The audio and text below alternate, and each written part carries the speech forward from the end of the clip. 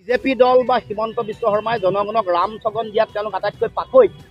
মইতো কওঁ যে ৰাম ঠগন মানুহক দিয়াৰ যদি এখন বিশ্ববিদ্যালয় খোলে, সেই শিক্ষা দিয়া যদি বিশ্ববিদ্যালয়, ৰাম ঠগনৰ শিক্ষা দিয়া বিশ্ববিদ্যালয় এখন যদি খোলে, তাৰ উপাচাৰ্য হ'ব হিমন্ত বিশ্ব শৰ্মা।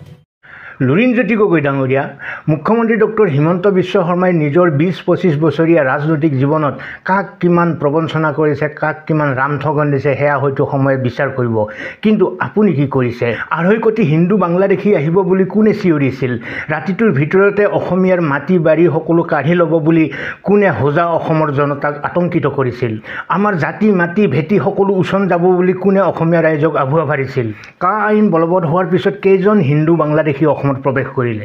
এনেকুৱা এজন মিছলীয়াই আনক ৰাম ঠগন দিয়া বুলি মিছলীয়া বুলি কোৱাৰ নৈতিক অধিকাৰ আছেনে? সেই সময়ত বিজেপি চৰকাৰে যদি আন্দোলনটো কঠোৰ হাতেৰে দমন নকৰিলেহেঁতেন, তেনেহ'লে আজিও আপুনি অসমীয়া ৰাইজৰ অন্তৰত জাতীয় নায়ক হৈ থাকিলহেঁতেন। ২.৫ কোটি বিদেশীৰ হাতৰ পৰা আমাক ৰক্ষা কৰা বুলি আমিয়ে আপোনাক শ্ৰদ্ধাৰে সোঁৱৰণ কৰিলোহেঁতেন। ৰাজনৈতিকভাৱে হয়তো আপুনি অসমৰ মুখ্যমন্ত্ৰীও হ'লহেঁতেন এদিন। আৰু সেইটোৱেইটো ধান্দা আছিল আপোনাৰ। অসমৰ মানুহ ইমান বুৰ্বক হৈ থকা নে ডাঙৰীয়া? ৰাম ঠগনৰ মাজেৰে আপোনাৰ জন্ম। দৰ্শকসকল, আপোনালোকে কি কয়? আপোনালোকৰ অভিমত নিশ্চয় কমেণ্ট বক্সত ব্যক্ত কৰক।